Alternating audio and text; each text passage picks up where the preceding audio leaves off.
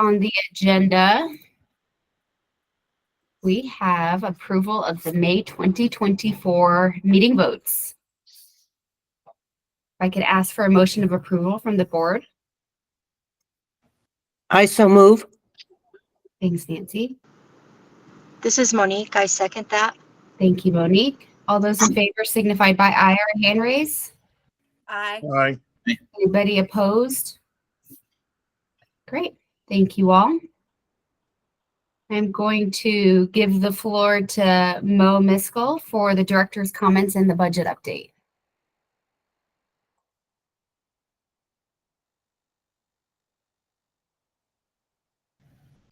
Is Mo on? No, and it's my understanding that Allison had been planning to provide the note, this portion. 1 second, let me ping her. Okay. I'm looking at the agenda from June 11th, 2024. It's today, right?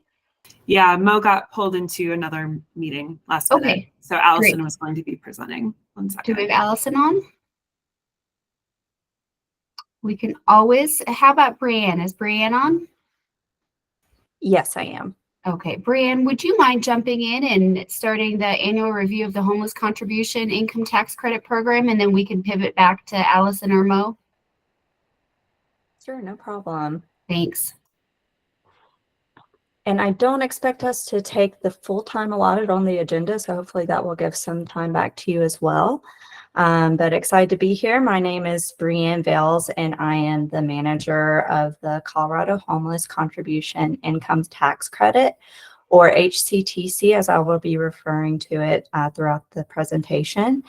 I'm excited to share with you today a review of the HCTC program specifically for tax year 2023 for tax credits corresponding to contributions made January 1st to December 31st of 2023.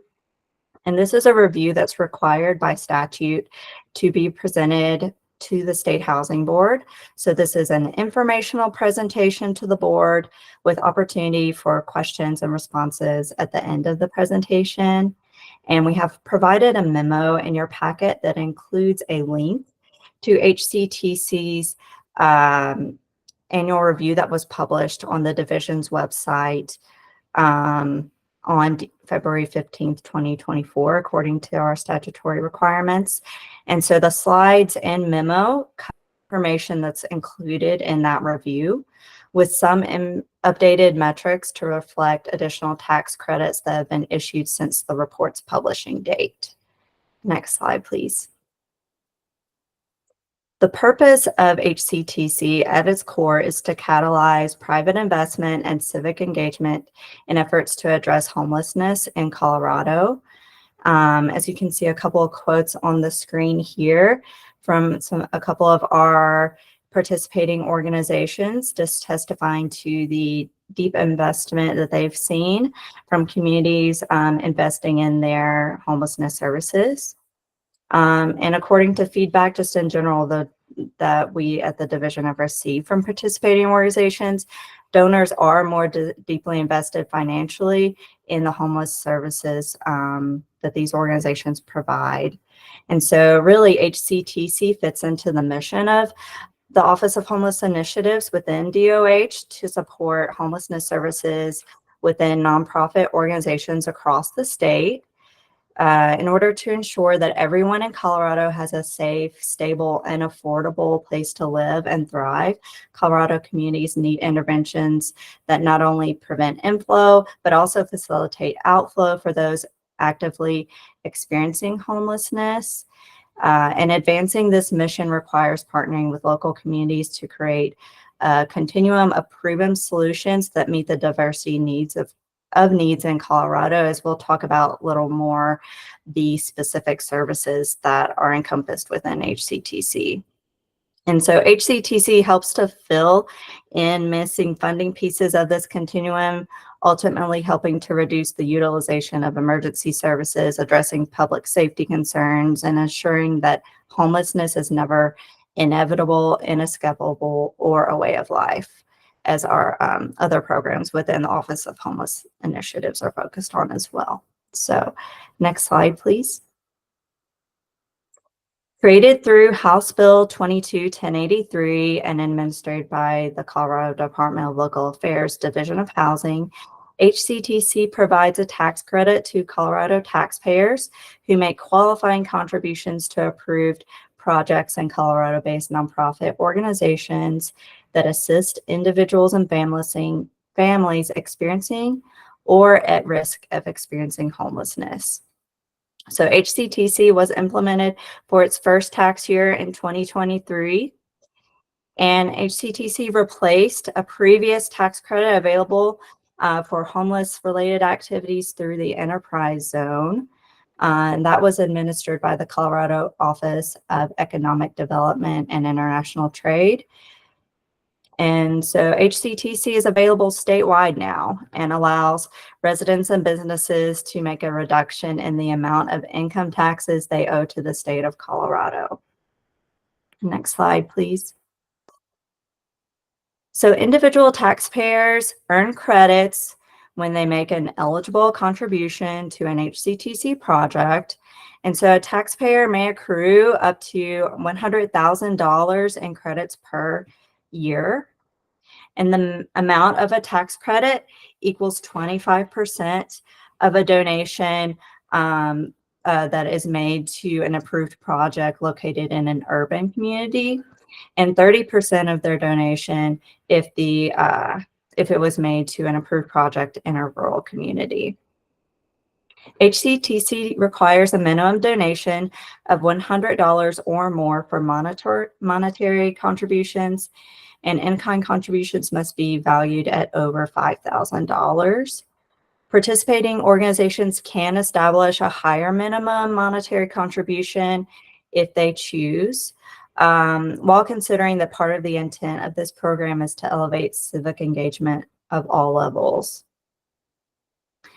As far as HCTC nonprofit and project eligibility, that is limited to 4 years, and organizations may apply to recertify at that time. And on the taxpayer side, any credit in excess of a taxpayer's liability for a tax year may be carried forward for up to 5 years. Next slide, please. As of May 30th, 2024, almost $20.5 million $20.5 million has been contributed to HCTC's 2023 approved projects for HCTC credits for the 2023 tax year. And these contributions come from more than 5,000 donors and correspond to over $5 million in tax credits received. And these contributions went toward 92 approved projects across 71 organizations.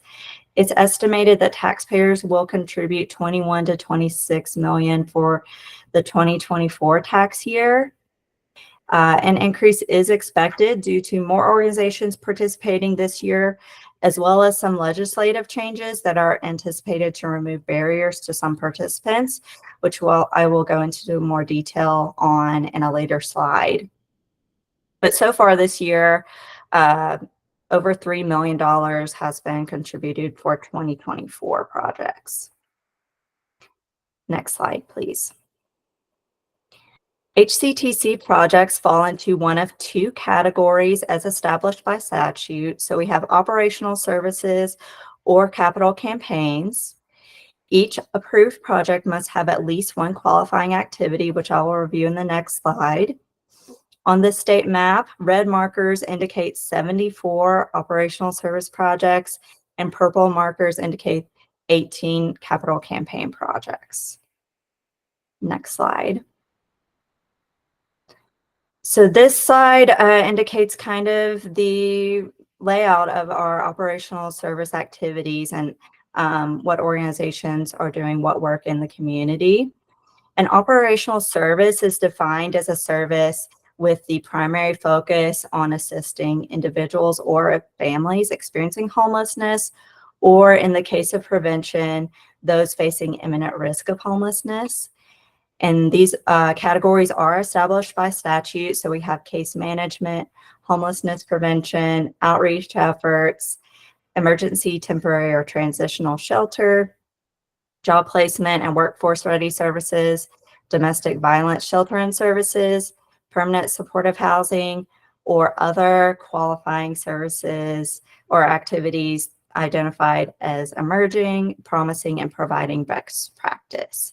So this chart shows the makeup of activities across the 74 2023 operational service projects, with shelter being the most common across, and then followed by case management, which makes sense because case management is often paired with another activity type within a project for organizations that provide those wraparound support for participants.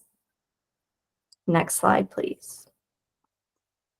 So this table shows the number of individuals served in each of the 4 continuum of care regions.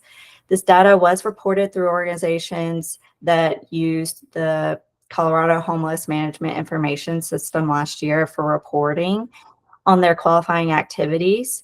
So data are duplicative for individuals who receive services in multiple regions, but I think it gives a good picture of the impact on a regional level. Next slide, please. The division gathered outcomes data for specific operational service activity, and I wanted to highlight these. So for homelessness prevention, there were over 1,000 exits to housing. This means that participants who received homeless prevention services were able to either keep their housing or find new housing to avoid homelessness. For the job placement and workforce ready services, we saw that individuals received 173 new jobs. 1,801 individuals retained jobs for 6 months or more. 146 individuals were in pursuit of educational credentials after exiting the program. And then 553 obtained educational credentials. For outreach, almost 4,000 contacts were made. And so this could include multiple contacts for one individual experiencing homelessness to build that trust and rapport for ultimately connecting them to resources. And then case management, organizations reported over 16,000 referrals to non-housing resources, almost 13,000 referrals made to housing resources, and then 5,504 cases were closed, with clients achieving their case management goals to improve their life. So next slide, please. This is the makeup of HCTC's capital campaign projects. And a capital campaign is a campaign that encourages public and private partnerships and is focused on raising funds for a specific capital project. For HCTC, the project must involve construction and implementation that commences within 3 years of the project being approved. And so the project could be either for supportive housing, overnight shelters, community day shelters, or emergency shelters, or for facilities that provide housing or services to those experiencing homelessness, or for facilities that provide administrative support for operational services. And this chart represents the makeup of the projects across 18 approved projects. And you can see almost half of those are for shelter campaigns. Next slide, please. In measuring outcomes for the capital campaign projects, the division asked organizations to report on expected project outcomes, looking at an annual time frame to see the anticipated impact of their projects after the construction or renovation is complete. So they reported a potential capacity to serve 7,500 individuals, to have 373 permanent supportive housing units, and capacity for shelter of over 2,000 beds. Next slide. I did want to highlight some legislative changes that will be occurring this year. So Senate Bill 24-16 was signed by the governor just this past Friday. So we're excited about these changes that will improve administration of the program and increase accessibility to the credit for both nonprofit participants and donors. The three changes include one, expanded eligibility of contributions. So now contributions through intermediary organizations are now eligible. Common examples of this situation would be a donor gives through Colorado Gives or Mile High United Way, and they want to support an HCTC project. Now those contributions are eligible even though they pass through a nonprofit before going to that final destination of the HCTC project. Also, we are looking at increased data privacy and security by collecting just the last 4 digits of a taxpayer's Social Security number. Previously, we were required to place the full Social Security number on tax credit certificates. And the annual review deadline moved from February 15th to June 30th, beginning next year as well. Next slide. In learning from this first year's review, the division plans to improve data collection for 2024. While not required, HCTC encourages use of Colorado's Homeless Management Information System, or COHMIS, and we are glad to report that some of last year's participants that did not use HMIS are using HMIS for 2024 data. COHMIS also now has a dashboard feature that HCTC plans to utilize that will streamline reporting. And in regard to timing for next year's report, organizations know in advance of what data points to collect and report. Last year, the program was being built and implemented simultaneously, and that information wasn't available towards the end until the end of the year. Now people have that advance notice of what to expect. And now, also with the legislative deadline of June 30th, nonprofit organizations will have more time to accurately report data, and the division will have more time to draw meaningful conclusions from the information. Next slide, please.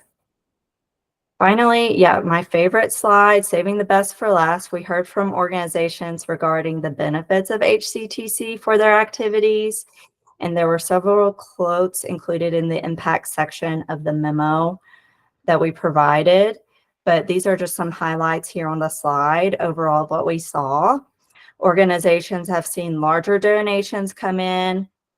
They have seen new donors join in on their mission. Specifically, Step Denver, one of our participating organizations, saw a 19% increase in total dollars raised for the year. Another participating organization, Open Door Ministries, in looking at their HCTC specific activities, saw an increase of 82% in the funds raised for these programs. And so each organization is able to implement this program to increase their funds. And so we've been able to see this hard work pay off, and we're excited about that. We also have seen just a greater community awareness of organizations' homeless services. So if a donor hears about the tax credit first, then that points them to the services that organization provides specifically to the homeless, those experiencing homelessness. And so there's more of a buy-in to the organization's mission because of the tax credit. In addition, HCTC has added value for communities in comparison to the previous enterprise zone tax credit. So for expanded participation, for example, HCTC participants included 53 projects that were transferred from the enterprise zone from 2022 to 2023. But last year, there were 39 new projects that did not previously issue tax credits for their homeless projects. And Boulder County is one example of an area that was ineligible for the enterprise zone. And now for 2023, HCTC had 10 projects approved for that county. So we're seeing expanded impact there. In addition, HCTC does not charge fees to organizations, so there's a cost savings. Our rural organizations have reported benefits of the 30% credit for the rural projects and seeing larger donations come in there. And then in-kind donations, previously there was a different and smaller tax credit through the enterprise zone for in-kind donations, but now we're seeing larger and higher value items being donated in kind to organizations. Next slide, please. Just overall, in wrapping up, just excited to implement this year as an established program and just seeing the impact for 2024 that we're excited about, especially with the legislative changes. And yeah, we just continue to hope organizations utilize HCTC as a funding opportunity for the critical services and also for those capital projects that I know you as the board see as well that may have funding gaps, and HCTC could be a fundraising incentive for donors. So thank you for the opportunity to share this information, and also thank you to my DOH colleagues who helped us in implementing HCTC in its first year and wrapping up reporting and compiling the information in this review. And I have time for any questions from the board today, if there are any. Thank you so much, Yes. Brianne.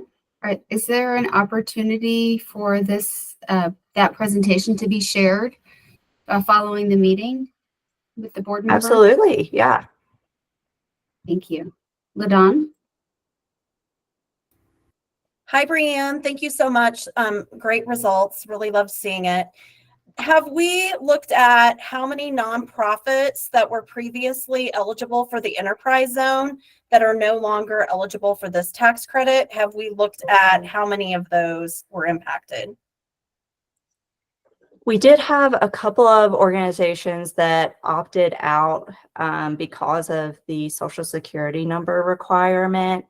And so we have heard from, I think, at least one organization that has had an eye on the bill that just passed. And I think they're interested in now participating in HCTC. Mhm. And we did have, I believe it was 4 organizations that were approved for 2023 that just with the on-ramp of administrative capacity did not actually participate last year, but are this year. Okay. Mhm. Because I'm involved with the Action Center in Lakewood, and they're one that was approved for enterprise zone, but most of what we do is preventing homelessness. So we were not able to continue offering that tax credit. And it's something that's really impacted the organization. So I was just wondering if there were other organizations like the Action Center that has had this impact with this change. To my knowledge, I believe that the Action Center was the only one in that situation where we didn't see the eligible participants for the services being those at risk of homelessness. I'd be happy to talk to the Action Center again and see if in some of their data, if the metrics have changed on that at all, if they're We're still at 50% serving the homeless, and most of what we do is preventing homelessness, and we have no way of tracking if they're in imminent risk of eviction. So yeah, no, you It guys looks like Kristen might have a lot of something to add on that. Center about it, and we appreciate that. I was just wondering if there were any other nonprofits that were also impacted in that way. Not to my recollection on that. If I may jump in, LaDawn, it's Kristen Toombs, Director of the Office of the Homeless Initiatives. Good to see you. And I remember those conversations with Action Center. I think I recall having some Time it happened when all this started. Yeah, I do know that there were a few other organizations where they weren't meeting that.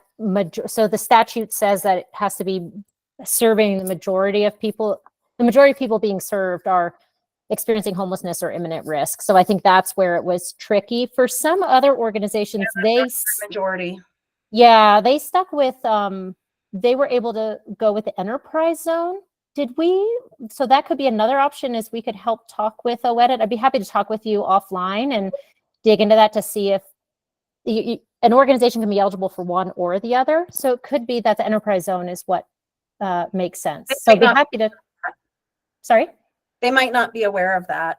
Yeah, we'd be happy to circle back and see if that's an option. And as Brianne said, also that could be an opportunity to just revisit some of the data points too. Yeah, because we know Action Center does great work, and this is a great tool for fundraising. So I'd be happy to talk with you about that. Yeah, it really hurt when we couldn't offer that anymore because it is the large donors who find it the most appealing.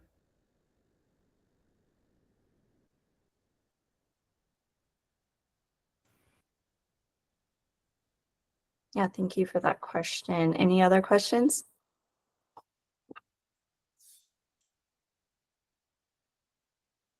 Thank you, Brianne. Thanks for your time and presentation on this. Thank you for the opportunity. I'm going to see if we can backtrack on the agenda to the director's comments and budget update. I noticed it's not on the agenda on the screen. Are we skipping that today? Do we want to turn it over to Mo or Allison? I think it's actually meant to be the introduction. So yes. Okay, sounds good. Let's move on then to the project application review stage. The first project up is the Pike Peak Park Phase 1. Anthea, I did want to provide a few updates. Sorry about that. The floor is yours, Allison. Sorry, Anthea. Give folks some updates as we're going through our organizational planning, as we're looking at the implementation of House Bill 1308, just to keep people in the loop, making sure that folks are signed up for our newsletter where we are providing our updates most regularly. We expect now we're working on our contract for our organizational planning and anticipate launching that organizational planning for the Division of Housing July 1st. This is being done now after the department's transformational planning. And so we're actively working on that transformational planning for the department. And then the organizational planning for the Division of Housing will be able to continue on with that information that we collect and plan for with the transformational planning for the department. Just to remind everyone, the Division of Housing is a part of the Department of Local Affairs. There are 4 divisions as a part of the Department of Local Affairs, so we are one of those. Then with the passage of House Bill 1308, we have been working on transparency, of course. And so that is a part of also this organizational planning that we're doing. And so we have been providing information about our rental applications. Coming up on June 14th, we will be teeing up the homeownership conversation and how those funds will be being rolled out. And so look for a newsletter coming out June 14th that will be focused on our homeownership side of things so that you can start planning for our next fiscal year on the homeownership side. As we're looking at the implementation of 1308, that information is going to be provided in the coming months. And so please, again, sign up for that newsletter so that you can get the latest and greatest information as things are being developed. With that, the application cadence, when applications can be submitted, will be a part of that communication. Anthea Martin had a great question regarding that. Will that impact the State Housing Board? Yes, it will. How it will impact, we're not 100% clear at this point in time, but we will be working with the State Housing Board to assess if we have a different cadence for our applications. What do the meetings for the State Housing Board need to look like? So we'll likely not be doing the twice a month cadence that we have been doing. But what that looks like going forward, I'm not 100% sure. If we reduce the number of meetings, will that extend the period of time that we need to meet? That's a possibility. But before any changes are made, we will be vetting that with the State Housing Board. So I just wanted to put that on your radar. And Anthea, great question. Thank you for asking it. And so in the coming few months, we will be vetting that conversation through the State Housing Board process with all of you. With that, I'm happy to answer any questions. Just wanted to make sure everyone knew that we are actively working on what this will all look like as we move into our next fiscal year, which starts July 1st. I'm happy to answer any questions. Thanks for that update, Allison. I found your latest newsletter particularly interesting in that it addressed how limited the funds are going forward and how they've been used in the past is going to shift going forward, at least for the 4% deals that are coming in. Will you continue to give us updates via, it sounds like, newsletters and also on this call? But will there be a place on the website perhaps that tells us all what the buckets of funds are and how they can be used specific to these changes? Absolutely. So the other thing that we're looking to do, so not only the newsletter, we have used this new service called Engage DOLA, where we have particular things that we need to provide regular communication on. Excuse me. And so we are looking at standing up an Engage DOLA site that would be focused on the implementation of 1308. And so that is something that is in progress. It has not been stood up yet. When we do stand something up like that, it will be announced in our newsletter. And so I think what we want to celebrate are the new tax credits through 1434 that were passed this year that are helping fill these gaps in the tax credit program projects. And so that's really what we're looking to celebrate, that those gap needs are not just to be satisfied by the Division of Housing, but there are other resources that can help fill those gaps. And so we're collaborating with our partners over at CHAFA, excuse me, to ensure that we're maximizing as much housing as we can in the state of Colorado, which is really our core focus. Does that help, Anthea? That does help, Allison. It's nice Sorry. to see you, though. I see you're using your phone. Yeah, that's very helpful. Thanks. And also Prop 123, something to celebrate too. Absolutely.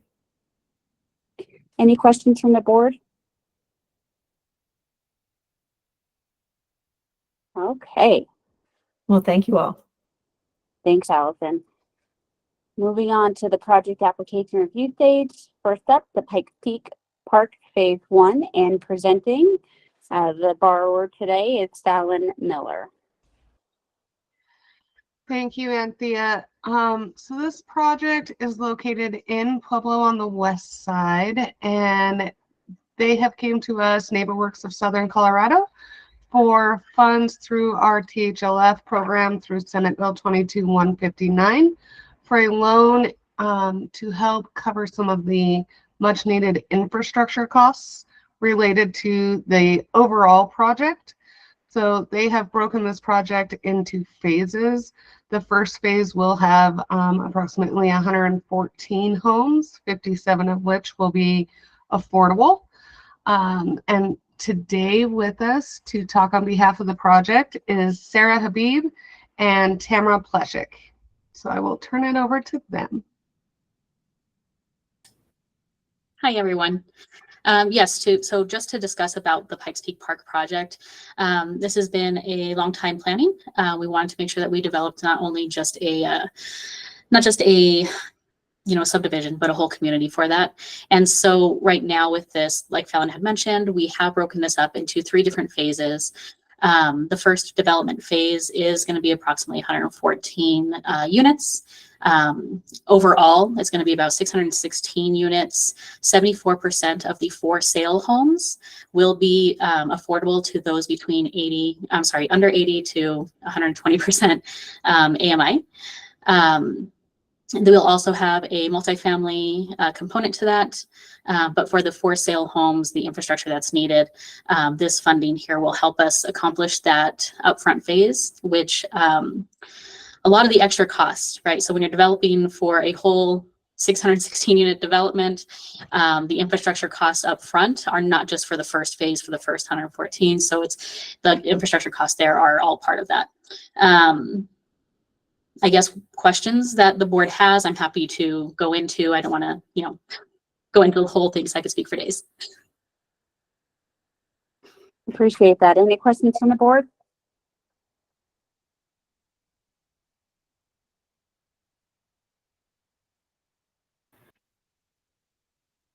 Okay, hearing none. Thank you for your presentation. Next up is Chris Mountain 2, and presenting today is Shirley Diaz. Good afternoon. So Chris Mountain 2 is a single family home ownership project. It's being built on vacant land, and it's the second Prop 123 project in the Southwest. The Pagosa Springs Community Development Corp was tasked by Archuleta County with developing these vacant lots. And Emily Lashbrook is the executive director. And although she's a new developer, she really learned the process quickly and dove in and make this project pencil for homeowners up to 100% AMI with pricing, but it'll also allow lower AMIs to purchase. She's a fierce negotiator, and she is here to discuss the project. Emily?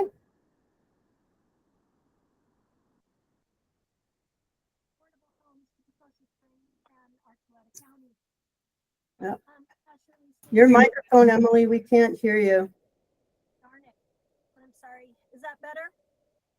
Just a little bit. It's very low. I love computers when they work. That's better.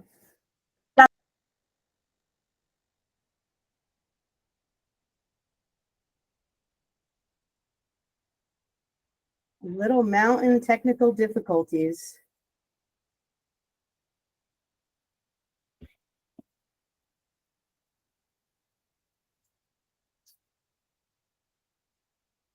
Shirley, do you think you could present on the here? Yes, I can tell you more until she comes back in. So some of the other highlights about this project is that it is, I'm sorry, I had something that I was, the land is donated by the county, as well as fee donations that, were also in the ProCon. The contract with the builders is for them to complete these 10 homes by the end of December of this year. So they've already started construction. Emily's back. Emily, go ahead. I was just telling them a little bit that the land was donated and about the construction contract. Great, thank you. I'm sorry about that. I just lost my internet for a moment. Archuleta County identified this as being a housing crisis, and they didn't just talk about it, they did something about it. They donated property in November of 2023, and we already have 10 foundations already constructed currently. I already have 22 applicants for 10 houses, and I have 5 that are pre-qualified already. So this is very much a need in Archuleta County. We have had such a collaboration within our community of community stakeholders and participants. It includes banking partners, restaurants, the hospital has collaborated. our water and sewer, our rural electric company, and of course our town and county. It is like an entire community rowing in the same direction. And we've even received some support from DOLA on a More Housing Now grant. We have such a synergy of housing and this crisis in our community right now. We are looking forward to building affordable products so that we can keep our teachers and our nurses and our EMTs in our community. The pendulum has swung in Archuleta County that 60% of our population is of retirement age. We desperately need this housing to be able to keep our service workers in our community. Think about the first house that you moved into when you bought your first house and what your income was and what it cost you. And think about what that same house would cost you today and what income the person would have to make to afford that house. Help Archuleta County bring affordable housing here. And I'd be happy to answer any of your questions. And there's no one that knows this project better than I do. Thank you, Emily. I'm glad you were able to come back on and share that with us. Thank Shirley, you. I see that there's raised. Did you want to jump in here? I just wanted to say one thing on the slide. It has the recommended funding as 500,000 and it is 550,000 on the pro-con. So I just wanted to make that correction noted for the public. Thank you for that, Shirley. Are there any questions from the board?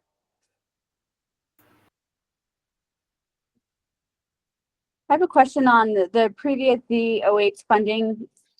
It looks like TSCDC has not developed a previous project, but that there were $50,000 of CDBG funds provided for a workforce housing project. Is that this project?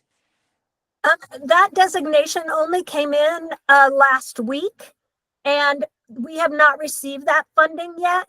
And that funding is only to help the CDC to become a community-based development organization. It is not for a project.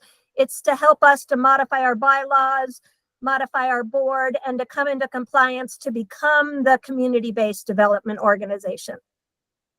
Okay, excellent. And since you have not developed a project before, can you talk a little bit about maybe the consultant that you're working with, their experience, who you are leaning on to get any gaps in experience that you may need filled here? That is a great question. My consultant that I hired is Michael Yearman with My Rural Planning. He has been amazing and has been a great advocate on this project. I also am working with Jennifer Kermod to do our affordable housing guidelines and our deed restrictions. As I might not have developed a project before, I have developed a community around economic development, and that's my spearheaded job. And we were tasked with this project for the county, and we have every expectation to complete an on-time, in-budget, affordable housing project. Thank you, Emily. Any other questions from the board? All right, hearing none. Thank you, Shirley and Emily. We'll move on to the Henninger Legacy Home, and presenting today is Wayne McClary. Okay, hi everyone. Henninger Legacy Homes is being developed by Atlantis Community Foundation. It's at on West Bayard in Denver, and it's about less than half a mile from the first Atlantis one that we worked on a few years ago, and also Atlantis 2. This is a permanent supportive housing for chronically homeless individuals. Some highlights on this project are serving the Atlantis Community Foundation and also being dedicated toward the hard to house individuals. So this one has 60 units. They're all one bedroom, and this will include 35 project-based vouchers provided by DOH, as well as 25 and 10 vouchers from Section 811, as well as VASH. So it's a well-financed project. We used some creative financing on our part to finance this one. We're using about $800,000 of home and about $2.2 million of some of our HB 22-1377 dollars left over. Also, one thing that I wanted to point out, this is something that wasn't as apparent in the write-up, is that our services contribution tab for this project this is one of the better financed PSH projects that I've looked at. And so it's a pretty experienced team led by Pat Coyle, who used to be the Allison George's predecessor as the head of Division Housing. So with that introduction, Pat, go ahead. Thank you, Wayne, and thank you to the Housing Board for your time today. What Wayne did not hit on, I will, and that is the site of the Henninger Legacy Homes is a block and a half from the Alameda Light Rail Station. It is 8 blocks just south of Denver Health. It is adjacent to the Baker Historic Neighborhood. It's in a transition area between residential, the historic area, and what was in the past industrial. So we are both with our Atlantis projects, which are a block south of this property, and this new project, Henninger Legacy Homes. We will have approximately 212 affordable units within a 2-block radius. The importance of that is the service component. The efficiency and delivery of services to all of those units will be headquartered in this building, as well as the 60 units of permanent supportive housing. We will begin construction, hopefully the second week of September. We hope to complete and lease up by the end of 2025. More than likely, our target dates are in that November, December area. Again, we are focused with our partnership with Bayard, which is the building that preceded what you see here on your picture. Bayard's emphasis is on employment. Employment for people with disabilities, employment for people who have been homeless, and coupled with Atlantis's efforts to serve people with all types of disabilities, both from the service side as well as the built environment. With that, I certainly will end and open up to any questions. Thank you, Pat. Are there any questions from the board? I have a couple of questions here for you, Pat. First one is, can you give us an update on Atlantis 1 and Atlantis 2? How are those operating? How are they going? They're operating well. We opened up Atlantis 1 in September of 2020, and then we opened up Atlantis 2 in October of 22. They're leased up, and there are 24 units of permanent supportive housing in Atlantis 2, and we have 15 units of Section 811 in Atlantis 1. It's a good integration of incomes and both able-bodied and disabled individuals. Great, thank you for that update. And you mentioned something, how you would have within a 2-block radius, 212 affordable units. And not just affordable units, but deeply affordable units serving an extremely vulnerable population. And from a service perspective, I agree with you 100%. I think that's excellent. The efficiencies exist there. From a community perspective, what is being done to support the community to ensure safety? And, you know, one thing I think we've learned and we hear about throughout the years is the importance of having mixed income communities. And it sounds like such a dense population of very low income individuals. I'd just love to hear your thoughts around how that has been kept in mind as you're developing these units. Well, it's if you're familiar with the Baker neighborhood, Very. we are the affordable, most of the affordable units in the area. The surprising thing is that the area has the income of the area has grown to the point where it's no longer a qualified census tract. And so what that means is it's interesting. It's counter to what you would be thinking, that we're providing a real blend of incomes into an area that is becoming well gentrified.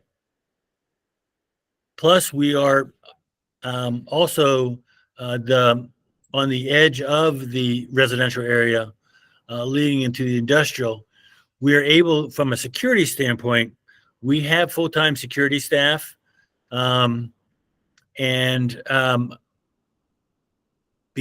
it's a high traffic area for transient populations off of Alameda, off of Broadway, off the light rail station, that the security, they're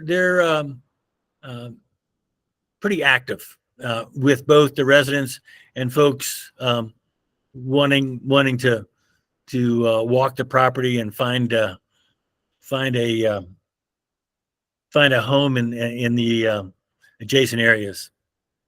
A lot of camping that goes on, probably about a mile away. Okay. Well, good to know about the security on the property. That's helpful. Any questions from the board?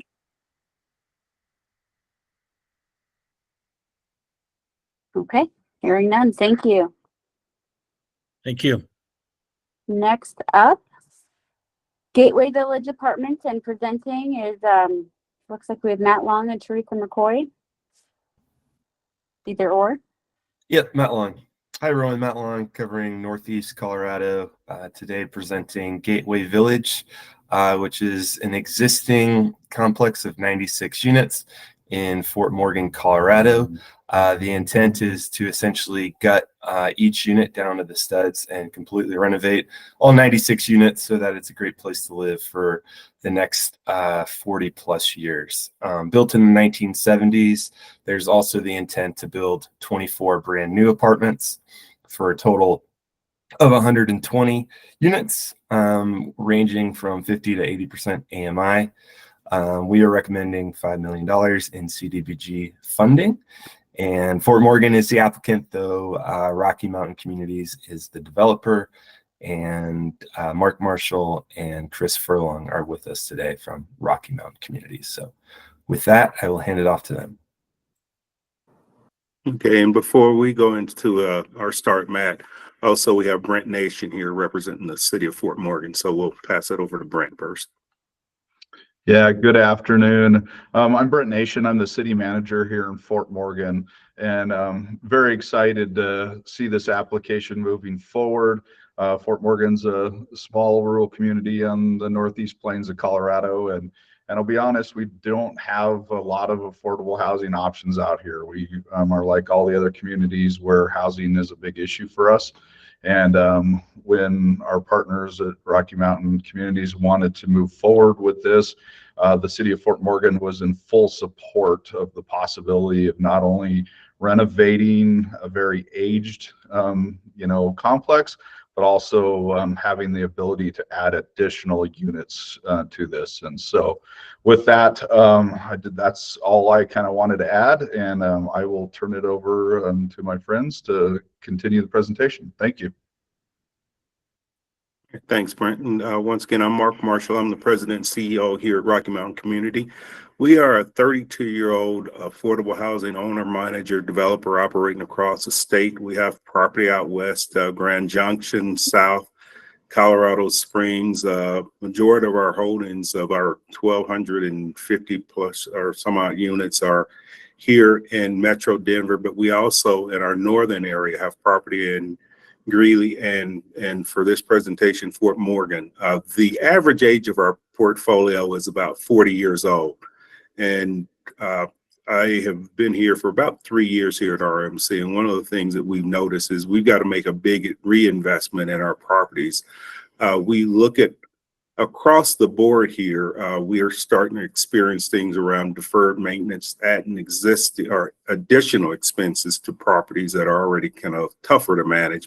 So being able to go in and do this scale of a redevelopment at our Gateway Village, which is kicking off the redevelopment across our portfolios, this is going to be tremendous for us and our residents. And we know that we are not just providing housing. We know we need to provide very intense, robust services for our residents for them to thrive as well. So I will let Chris talk in more detail about the project. Thank you.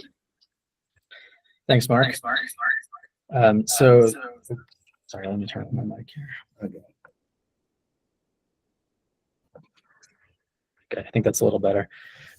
Yeah, so I want to talk a little bit about a couple things that maybe are not as apparent in the pro-con and in the numbers of the project, since I know you have that in front of you.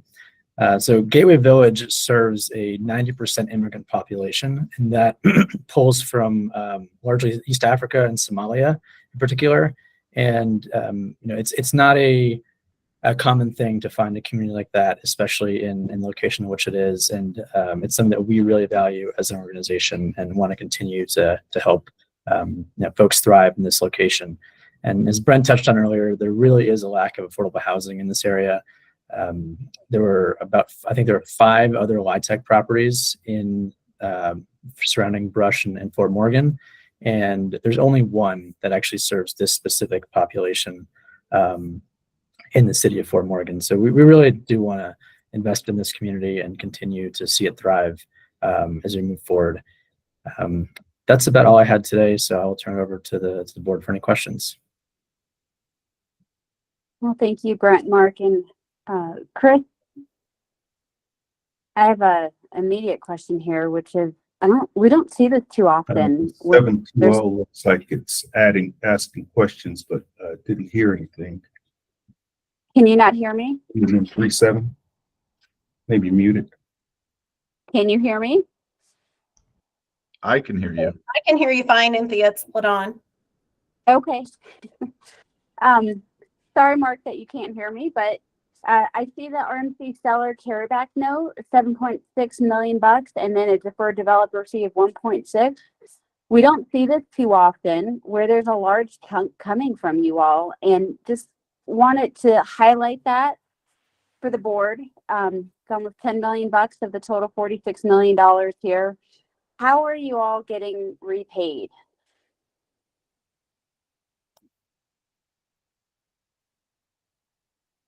Chris, you want to take that?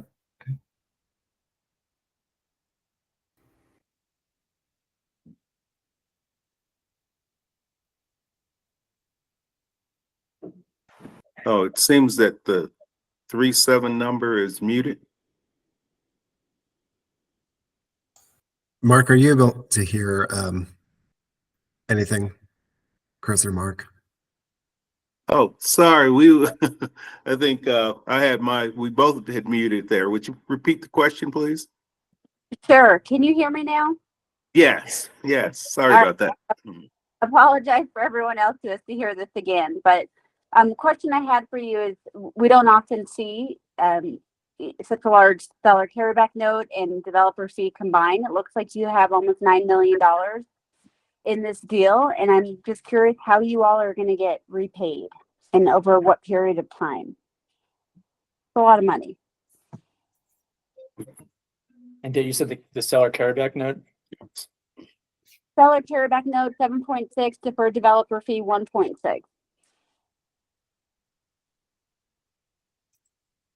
You're muted, Chris. You're muted. Can you hear me? You guys don't like the question, do you? Can you hear me, Anthea? Sorry. I can hear you now. Yeah, maybe you have a sense here too, since you worked on this. Yeah, so I was just saying the carryback is based on the appraisal less the outstanding debt that we're going to repay. And then the deferred fee, I believe, is through 14 years we show it being repaid at this moment. Obviously, those numbers change as we get approach closing. but that's the current. I believe in the Procon it might be a little less. Okay, so that carryback note is not actually cash then, it's equity that you had in the transaction. Correct. Yes. Okay, thank you. That helps. I feel much better. Any questions?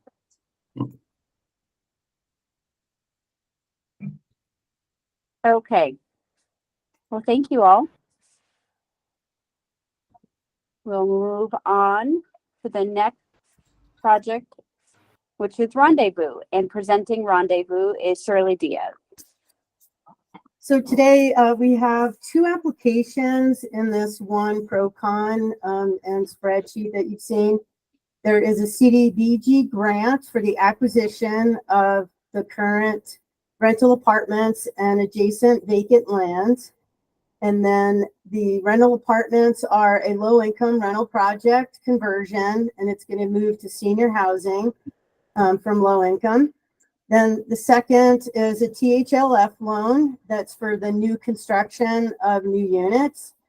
And the current units are going to be converted to accommodate senior housing needs with one level apartments, but the CDBG funding is not going towards rehabilitation. We did ask that they show that they have the funds to do the work, and we track it for the 5 years of the contract, but the CDBG funding is solely for acquisition. And with us today is Christopher Ottinger with the City of Montrose. He is going to remain silent and let Doug Snyder with VOA present the project unless you have a specific city question. He is here to answer. Go ahead, Doug. Hey, good afternoon, Shirley, State Housing Board staff and other affordable housers. It's nice to be with you. Yeah, one thing that wasn't in the Procon write-up that I think is important is sort of the context of the Western Slope and Montrose and VOA. VOA has a high concentration of properties in Montrose, going back many years ago. I don't know, maybe we got some deals on land or whatever, but in Montrose, we have 3 202s, and 2 of them are very close to the subject site. Cimarron Village and Meadowlark Court are 2 202s, and then we have a third 202 that's just a mile away called Centennial Towers. And then a lot of people don't know this about VOA National, but we have affordable housing and healthcare sides of our business that are under VONS. And healthcare happens to have a concentration in Montrose, and it's on the campus. And right on the VOA campus with the 2 202s and the Pavilion Gardens is the Homestead House, which is a 50-room assisted living, and then a PACE Center, which is the program for all-inclusive care. And we have some vacant land. In aggregate, we have 9 housing properties and almost 300 units on the Western Slope. And in Montrose, we're known as a senior service houser, provider, and healthcare agency. And Pavilion Gardens was developed in around 99, 2000, so hitting the 25-year-old mark. And it just struggled. It's always struggled to lease, to stay full, or to get fully occupied. It's never hit near max LIHTC rents. And a piece of it is the property as a family LIHTC did not align with VOA's brand in Montrose, which is all these senior things. So our proposal is a little unique and creative, is to flip this family from senior. But we think it's going to be, in the long run, it's going to reposition this asset and set it up for success, you know, for the next 20, 30 years. And it's going to meet the growing need for senior LIHTC in Montrose and on the Western Slope. But I wanted to take a couple minutes and just talk about the need in the city of Montrose. They did a housing needs assessment a year ago, which was really well done, and I'm going to hit some highlights in it. 1 in 4 are severely cost burdened in Montrose.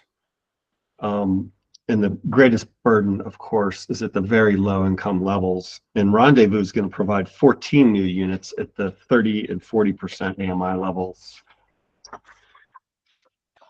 As far as at-risk populations on the rise in Montrose, both the city and county seen higher poverty rates than the state and the nation, averaging 9 percentage points higher than the state of Colorado. Homelessness is also on the rise in the Western Slope and Montrose.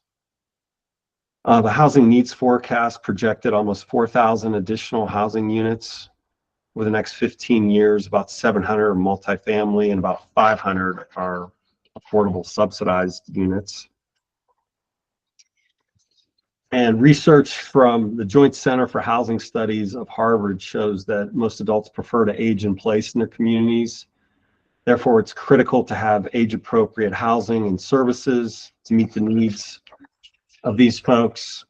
And seniors with disabilities and other health conditions can live close to caregivers, service, and other mixed use. And Rendezvous is a perfect example of the solution to meet that need. As far as more on underserved population,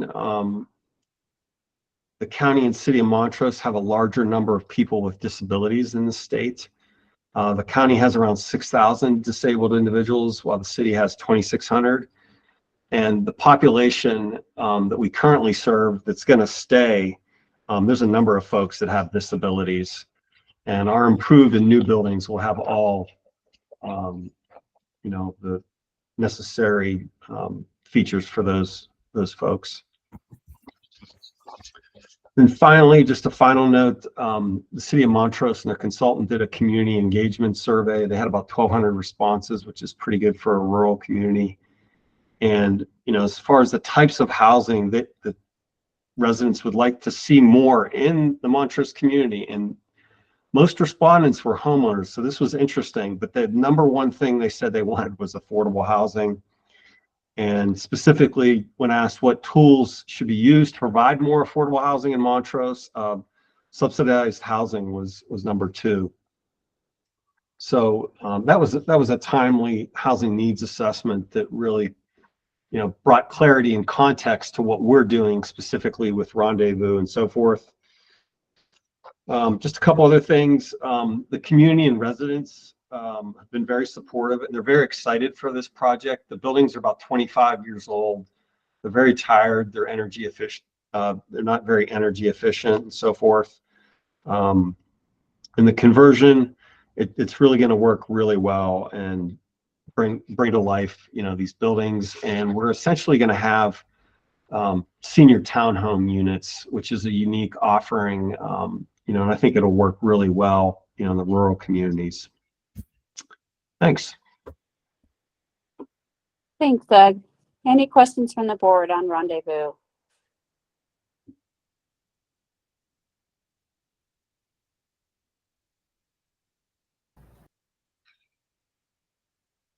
Doug, can you talk a little bit about the history? It sounds like there's been a history of the property struggling with occupancy. What does that equate to in numbers? I mean, what has the property averaged?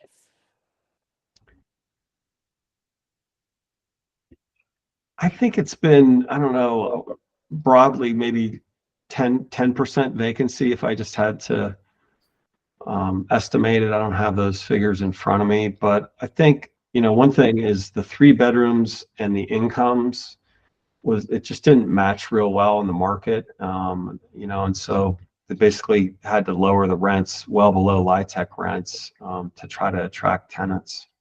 But it was really hard to get qualified families into the units at this location, and 25-year-old product. Is that in line with what you're seeing in the market for older properties or properties in general? New ones? No, I think it was family specific at this specific location, because we have the 2 other 202s, right around the corner from this site, and they have wait lists, but those are, lower income also. And there's a senior LIHTC in Montrose that was built, I don't know, 5-6 years ago, and it's full and it has a healthy wait list. Okay, so you're confident with the renovations that will solve the problem? Yeah. Okay. All right. Any questions on the board? All right. Thank you, Doug. Thank you for your support. Thank you all for your presentations on your projects. So we're going to move on to the project application voting. We have Ryan Moses will have Sam Better's proxy, and LaDon will have Candace's proxy as well. Do we have anybody here on the board who needs to recuse themselves from any of these deals that we presented today? Hearing none, if I can ask for a motion for approval for Pikes Peak Park, Phase 1, Chris Mountain 2, Henninger Lake Home, Gateway Village Apartments, and Rendezvous. So moved. This is LaDon. Thanks, LaDon. Second, this is Ryan Moses. Second from Ryan. All those in favor signify by aye and or hand raise. Aye. Is anybody opposed? Okay, well, congratulations to all of the applicants. Appreciate everybody's time today, and we look forward to seeing you in a couple of weeks. Meeting adjourned. Thanks, Anthea. Thanks. Thanks for your support. Thanks, everybody. Thank you. Goodbye.